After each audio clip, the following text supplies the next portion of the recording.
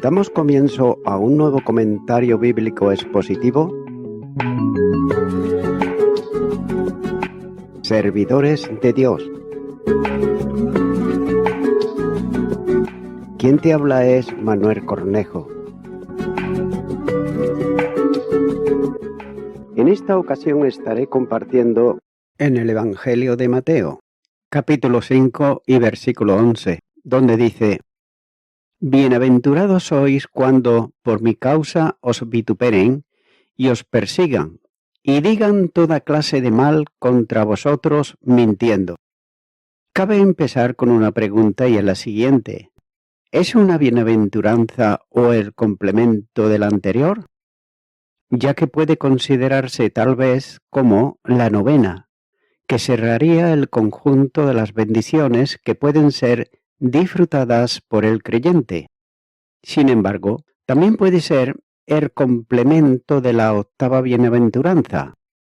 Pero no importa el sentido que se dé en el orden numérico de las expresiones de dicha, sino el contenido de las palabras que encierra Jesús, cuando dijo: Bienaventurados sois cuando os vituperen y os persigan y digan toda clase de mal contra vosotros, mintiendo por mi causa. La felicidad en la persecución consiste en que no es justa sino injusta. Y ya se consideró anteriormente algo de esto en el texto anterior, ya que el cristiano sufre molestias padeciendo injustamente por causa de su conciencia delante de Dios. La primera carta de Pedro, capítulo 2 y versículo 19, dice: Porque esto merece aprobación, si alguno a causa de la conciencia delante de Dios sufre molestias padeciendo injustamente. Así pues, la persecución no es por causa de sus maldades, sino de su justicia. La conciencia del creyente no le permite hacer lo que Dios reprueba. Ese modo de vida le acarreará consecuencias difíciles en muchas ocasiones. Sin embargo, la sufre a causa de la limpieza de su corazón. El sufrimiento por el pecado no es ninguna gloria, sino todo lo contrario, mientras que el sufrimiento por causa de Cristo es una bendición. La prueba puede ser muy intensa y el sufrimiento grande. Y el apóstol Pedro lo compara con un fuego de prueba que sobreviene. La primera carta de Pedro, capítulo 4 y versículo 12, dice: Amados, no os sorprendáis del fuego de prueba que os ha sobrevenido, como si alguna cosa extraña os aconteciese. Jesús habla de 3 acciones contra el justo. Primeramente, está el vituperio, es decir, el insulto o oprobios que se dicen de él. Vituperar es decir mal de una persona con ánimo de desprestigiarla, considerándola como viciosa o indigna. La segunda acción no es simplemente una denuncia mentirosa hecha de palabras. Estas dan paso a la persecución. El santo, comprometido con Cristo, molesta en donde esté un ambiente contrario a Cristo. Por tanto, es perseguido, es acosado, para hacerlo desaparecer y evitar la molestia que produce su conducta. La tercera acción es la calumnia maliciosa, acusando al creyente de perversidades que nunca ha cometido y de mala conducta que no es la suya. La malicia es procurar el daño contra el que se considera molesto. También es la actitud propia de Satanás. Y note que todo el proceso de oposición tiene una base de mentira. Es mentira, pero acarrea sufrimiento. A la larga, toda mentira viene a la luz y deja de ser considerada como verdad. Pero mientras esto ocurre, el creyente honesto sufre por causa de Cristo. Casi siempre se considera este sufrimiento y estas acciones producto de impíos que se oponen al Evangelio, pero sin embargo en algunas ocasiones nacen también de algunos creyentes. Cuando en conciencia delante de Dios un cristiano no continúa asistiendo a cosas que no proceden del Señor, cuando por causa de la conciencia se opone al sistema religioso con sus falsedades, suele producirse en su experiencia la dinámica de persecución que el Señor cita en la bienaventuranza. También en muchas ocasiones, hermanos consecuentes con la fe han sido excomulgados de la iglesia donde se congregaban, por el único delito de oponerse a una enseñanza que no descansaba en la Escritura. ¿Y cuántas veces grandes cristianos con dones y capacidades han sido reducidos al ostracismo como consecuencia de haber denunciado a líderes que enseñaban como palabra de Dios mandamientos de hombres? Por tanto, cuando se produce una situación en que los que se sostienen en la mentira ven tambalear el firme sobre el que están establecidos, suele abrirse una contraofensiva contra el cristiano honesto que incluye el desprestigio, la calumnia y la difamación. Tengas en cuenta que lamentablemente esto se produce por quienes afirman ser ellos celosos guardianes de la fe. Esta clase de fariseos de los tiempos modernos traen más calamidades sobre el pueblo de Dios que 1000 demonios desatados luchando contra los santos. Son los correverdiles que esparcen calumnias y nunca ellos presentan pruebas de las acusaciones que propagan.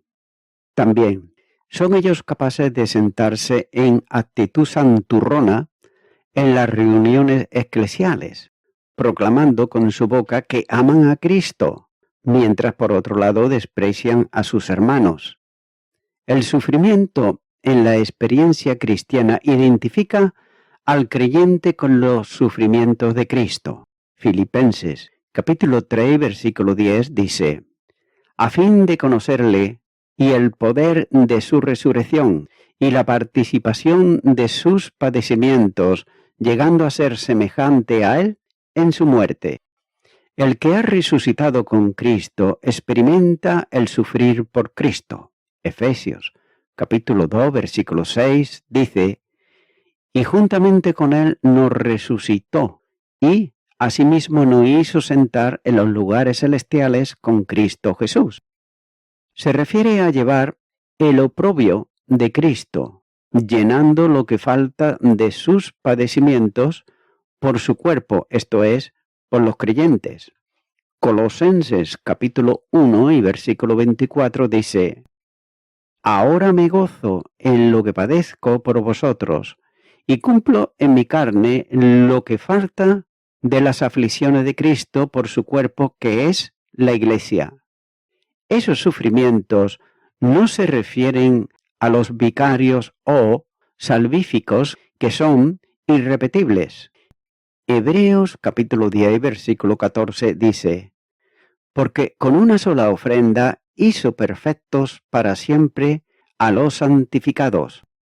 Entonces, vemos aquí que en lo que experimente al creyente a lo largo de su vida, que siendo un miembro en el cuerpo de Cristo produce una experiencia comparativa de sufrimiento que comprende también a la cabeza de ese cuerpo, que es el Señor. En ese sentido, el sufrimiento producido a un creyente es hecho también a Cristo mismo. Hebreos capítulo 9, versículos 4 y 5. Por tanto, vemos que el cristiano en Cristo tiene la capacidad de comunicar con los sufrimientos de Cristo. La segunda carta a Timoteo, capítulo 2, versículo 12, dice: si sufrimos también, reinaremos con Él. Si le negáremos, Él también nos negará.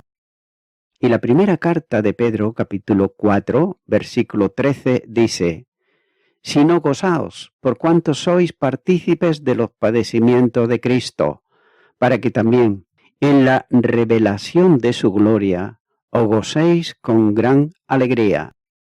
El sufrimiento por Cristo y su causa continúa permanentemente y forma parte de la experiencia de vida cristiana. Romanos capítulo 8, versículo 17 dice: y si hijos, también herederos, herederos de Dios y coherederos con Cristo, si es que padecemos juntamente con Él, para que juntamente con Él seamos glorificados. Los sufrimientos por causa del Señor pueden adquirir muy diversas formas. Baste a modo de ejemplo los padecimientos que el apóstol Pablo detalla de su propia experiencia. La segunda carta a los Corintios, capítulo 11 y los versículos 23 al 28 dice: ¿son ministros de Cristo? Como si estuviera loco, hablo. Yo más en el trabajo, más abundantemente en azotes, sin número, en cárceles, más en peligros de muerte, muchas veces. De los judíos 5 veces he recibido 40 azotes menos 1. 3 veces he sido azotado con varas, 1 vez apedreado, 3 veces he padecido naufragio. 1 noche y 1 día he estado como náufrago en alta mar, en caminos muchas veces, en peligros de ríos, peligros de ladrones, peligros de los de mi nación, peligros de los gentiles, peligros en la ciudad, peligros en el desierto, peligros en el mar, peligros entre falsos hermanos, en trabajo y fatiga, con muchos desvelos, en hambre y en sed, en muchos ayunos, en frío y en desnudez, y además de otras cosas, lo que sobre mí se agolpa cada día, la preocupación por todas las iglesias. El cristiano soporta el sufrimiento por Cristo en su condición de testigo de Cristo. Hechos de los Apóstoles, capítulo 9, los versículos 15 al 16, dice: el Señor le dijo: ve, porque instrumento escogido me es este para llevar mi nombre en presencia de los gentiles y de reyes y de los hijos de Israel, porque yo le mostraré cuánto le es necesario padecer por mi nombre. Note que todo esto supone una gran bienaventuranza, ya que demuestra la realidad de la identificación con Cristo. El que está identificado para sufrir, lo está también para el disfrute de todas las bendiciones que Dios otorga en Cristo a quien es de Él. Y una larga cadena de bendiciones se concretan en la identificación con Cristo, sufrir con Él. Y si hijos, también herederos, herederos de Dios y coherederos con Cristo, si es que padecemos juntamente con Él, para que juntamente con Él seamos glorificados. Romanos, capítulo 8, versículo 17. También estar crucificados con Él, sabiendo esto, que nuestro viejo hombre fue crucificado juntamente con Él, para que el cuerpo del pecado sea destruido, a fin de que no sirvamos más al pecado. Romanos capítulo 6, versículo 6. También muertos con Él, y si morimos con Cristo, creemos que también viviremos con Él. Romanos capítulo 6, versículo 8. También sepultados con Él, porque somos sepultados juntamente con Él para muerte por el bautismo, a fin de que como Cristo resucitó de los muertos, por la gloria del Padre, así también nosotros andemos en vida nueva. Romanos capítulo 6, versículo 4. También vivificados con Él, sepultados con Él en el bautismo, en el cual fuisteis también resucitados con Él, mediante la fe en el poder de Dios que le levantó de los muertos. Colosenses capítulo 2, versículo 12. También coherederos con Él, y si hijos, también herederos, herederos de Dios y coherederos con Cristo, si es que padecemos juntamente con Él, para que juntamente con Él seamos glorificados. Romanos capítulo 8, versículo 17. También glorificados con Él, pues tengo, por cierto, que las aflicciones del tiempo presente no son comparables con la gloria venidera, que en nosotros ha de manifestarse. Romanos capítulo 8, versículo 18. También sentados con Él en su trono. Si pues habéis resucitado con Cristo, buscad las cosas de arriba, donde está Cristo sentado a la diestra de Dios.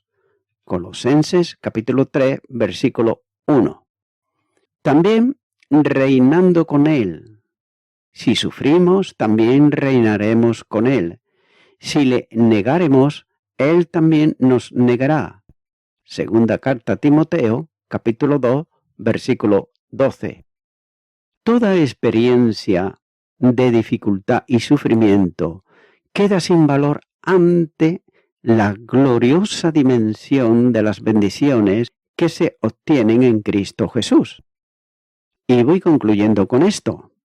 Aquí por primera vez se pronuncia la bienaventuranza no como una ley general, sino como la porción de los discípulos que escuchaban y a quienes hablaba el Maestro. Las palabras contienen tres formas, apenas 3 grados sucesivos de sufrimiento. El primero, el vago desprecio que se manifiesta en burlas y apodos. El segundo, la persecución en general. Y tercero, las calumnias deliberadas como las de la orgía inmundas y los banquetes y fiestas que se difundieron contra los creyentes en Cristo en los primeros 2 siglos. Ya que falsamente se refiere a que lo que ellos decían no era verdad, sino que era totalmente falso. También dice el Señor por mi causa. Nótese que aquí nuevamente hay una franqueza personal más enfática. Por la justicia abstracta tenemos por mi causa. Él está advirtiendo a sus discípulos que deben de esperar persecución. Si lo siguen, su mismo nombre será la señal y la ocasión de ella, como muestra Hechos de los Apóstoles, capítulo 14, versículo 22. Amigo y amiga oyente, muchas personas suelen opinar sobre otras tan solo de lo que escuchan de lo que otros opinan. Y el ejemplo está en los días de hoy en los medios de comunicación, prensa, radio y, como no, las redes sociales. Entonces estos opinan o dicen según el medio en el cual trabajan o según la creencia o no de cada uno. Pero la pregunta sería, ¿ya han contrastado personalmente esa noticia? Todos sabemos que para saber si una comida es buena, hay que primero probarla. Amigo y amiga oyente, el Evangelio de Juan, capítulo 14, versículo 6, está hablando aquí el Señor Jesús a su discípulo y le dice: Yo soy el camino y la verdad y la vida. Nadie viene al Padre sino por mí. Debe de considerarse que hay una gran diferencia entre creer a una religión inventada por los hombres que no siguen la palabra de Dios y seguir, por otro lado, las palabras de Jesús conforme a lo que indica en la Biblia. Es por ello que, mi amigo, mi amiga oyente, yo te animo en este momento a que tú vengas personalmente a Jesucristo. Si nunca antes lo has hecho, si nunca antes lo has considerado, si te sientes satisfecho con la religión en la cual estás, recuerda que Dios no mandó al mundo una religión para salvar al hombre, mandó a un Salvador que es su Hijo Jesucristo. Y a este es el que anunció, a este es el que debemos de creer en su obra salvífica y aceptarle en nuestro corazón como nuestro Salvador. Ora conmigo esta oración que voy a hacer y repite. Señor Jesucristo, vengo ante ti porque oigo que casi todos dicen que ellos son la verdad, que lo que ellos hablan es verdad, pero luego me desilusiono porque veo que no es verdad. Tú mismo dices que eres la verdad, y ahora vengo ante ti, porque tú eres Dios, pidiéndote perdón por todos mis pecados y mis delitos. Te acepto en mi corazón como mi Salvador. En tu nombre, amén.